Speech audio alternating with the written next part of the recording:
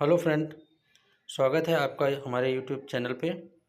और आज हम पढ़ेंगे अ ट्रायम्फ ऑफ सर्जरी। ये जो चैप्टर है, ये आपका चैप्टर जो है फूड प्रिंट विदाउट फीट का फर्स्ट चैप्टर है माय डियर। तो जैसा कि हम सभी जानते हैं कि हमारा एग्जामिनेशन बोर्ड एग्ज़ाम नज़दीक आने वाला है, तो उसी को देखते हुए हम सब अपनी तैयारी शुरू करेंगे।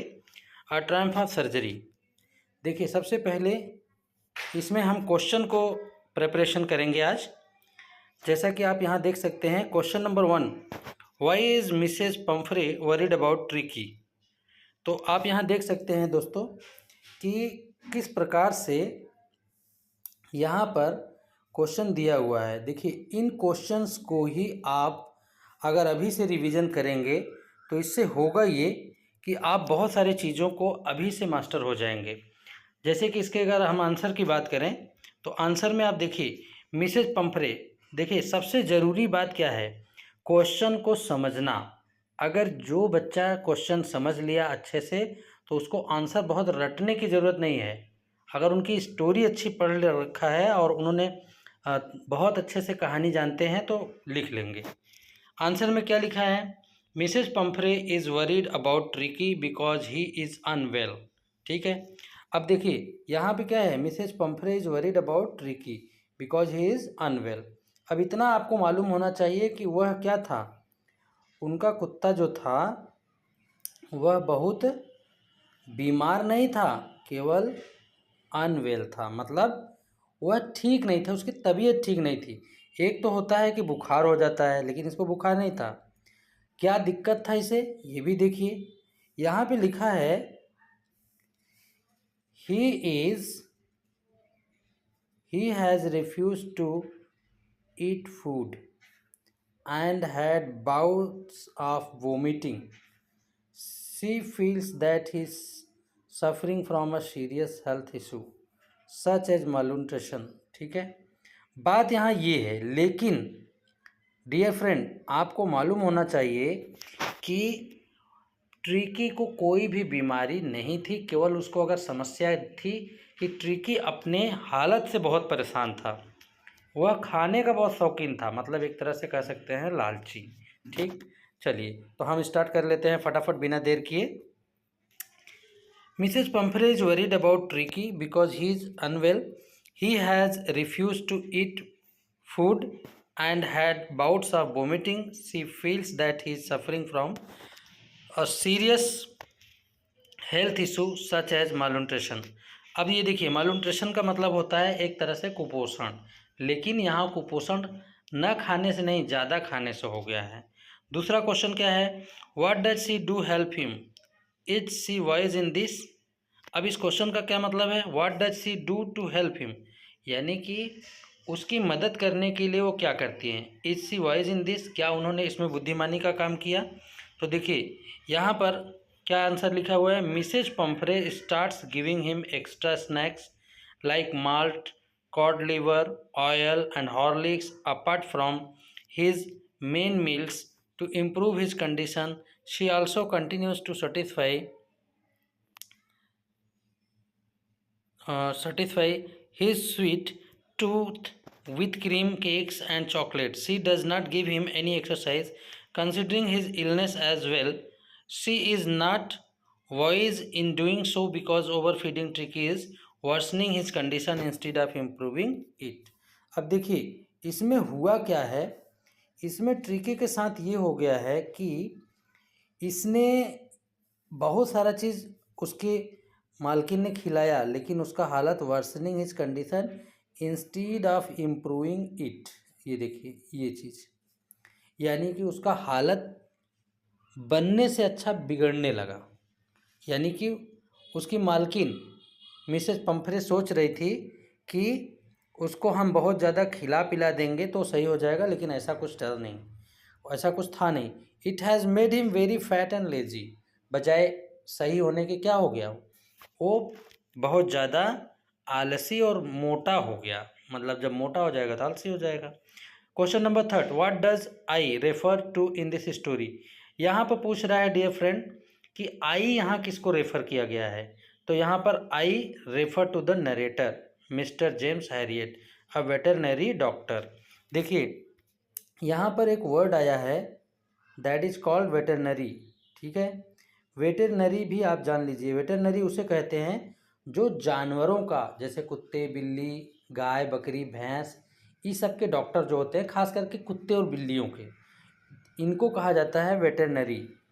तो वो मिस्टर जेम्स हैरियट ही नरेटर हैं इस स्टोरी के, और आई उन्हीं के लिए रेफ़र किया गया है।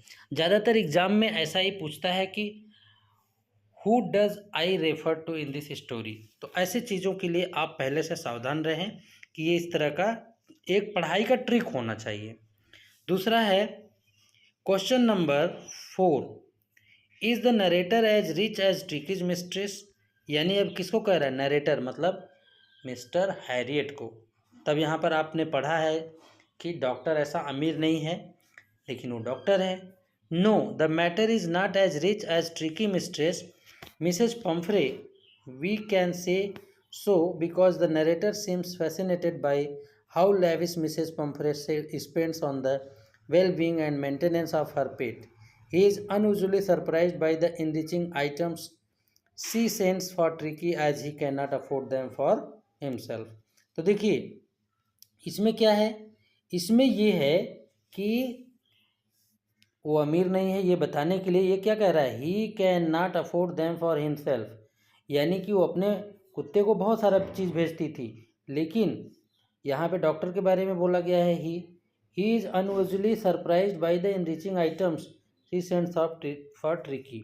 यानी ट्रिकी के लिए इतना आइटम भेजती थी तो डॉक्टर भी देखकर आश्चर्यचकित था, अरे भाई ये क्या हो रहा है। ठीक है, आगे देखिए, how does he treat the dog. तब डॉक्टर उस कुत्ते का इलाज कैसे करता है। ठीक है, इसका आंसर यहाँ पे है जेम्स हैरियट ट्रीट्स। याद रखिए जेम्स हैरियट उस डॉक्टर का नाम है और नरेटर भी वही है। ठीक है, Tricki is just like he would treat an overweight and lazy dog, which Tricki is he cuts down his food intake and keeps him under strict observation. अब देखिए एक वर्ड यहाँ पर आया है ऑब्जर्वेशन। ठीक है, ये देखिए ऑब्जर्वेशन, ऑब्जर्वेशन का मतलब होता है माय डियर देखभाल करना। For the initial days at hospital he gradually increase Tricki's food and sets him free for physical activities to improve his health. Doctor ने सबसे पहले क्या किया था, इसमें मेन पॉइंट जो है कि उसने उसका भोजन ही कम कर दिया। ठीक है, जब भोजन कम हो गया तो वो धीरे धीरे अपना एक्टिविटी करने के लिए सोचा कि इधर उधर घूमेंगे। ठीक है, अब हम आगे देखेंगे। अगला क्वेश्चन है why is tempted to keep Tricki on as a permanent guest. अब यहाँ पर क्या क्वेश्चन है, why is he tempted to keep Tricki on as a permanent guest. Actually dear friend देखिए इसमें टेम्पटेड का मतलब होता है किसी चीज़ के प्रति लालच हो जाना। तो ये लोग सोच रहे थे कि क्यों ना कुत्ते को परमानेंटली यहीं रख लिया जाए, लेकिन जब आप ये स्टोरी पढ़ेंगे तो इसमें ऐसा कुछ नहीं बताया गया। ये डॉक्टर का इंटेंशन नहीं था, ये था इंटेंशन उनके कलीग्स का, उनके जो पार्टनर थे। ध्यान दीजिए ये उनके पार्टनर का सोच था। ठीक है, ये उनके पार्टनर का सोच था, लेकिन ऐसा डॉक्टर का सोच नहीं था। ठीक है, तो पार्टनर ऐसा सोचते थे और इसीलिए यहाँ लिखा है tempted to keep Tricki as a permanent guest because of the good food and wine he is enjoying in Tricki's name. देख रहे हैं ट्रिकी के नाम पर वहाँ आता था, देते कुछ नहीं थे, खाते खुद थे। He does not want to lose the luxury in flow of fresh egg wine and brandy. इतना चीज़ मिसेस पंफरे अपने कुत्ते के लिए भेजती थी, आप समझ लीजिए। आप क्वेश्चन नंबर 7, आज हम लगभग 7 क्वेश्चन करेंगे, उसके बाद हमारा थिंक अबाउट इट आ जाएगा, तो उसको हम नेक्स्ट डे देखेंगे। ठीक है, तो why does Mrs Pumphrey think the dog's recovery is a triumph of surgery. तो इसमें देखिए माय डियर फ्रेंड पूछा है why does Mrs Pumphrey think the dog's recovery is a triumph of surgery. सबसे बड़ी बात जो यहाँ पर ये है अ ट्रायम्फ ऑफ सर्जरी, जैसा कि आप वाकिफ़ हैं कि नाम इसका चैप्टर का भी अ ट्रायम्फ ऑफ सर्जरी है, तो हम आपको बता दें कि ट्रायम्फ ऑफ सर्जरी का मतलब क्या है। ट्रायम्फ का मतलब होता है जीत, देखिए जीत होना, ठीक है, जीत होना ऑफ सर्जरी, यानी कि एक तरह से ट्रीटमेंट। सर्जरी उसे कहते हैं जो ऑपरेशन किया जाता है, लेकिन हम यहाँ कह सकते हैं एक तरह से इलाज, ट्रीटमेंट जो आप कहते हैं, सही है। तो ये जो होता है यानी कि किस तरह से ट्रीटमेंट किया गया और ट्रीटमेंट के द्वारा विजय हासिल की गई, जीत हासिल की गई, उन्हीं सब चीज़ों के बारे में यहाँ पर बताया गया है। ठीक है, तो आइए देखते हैं।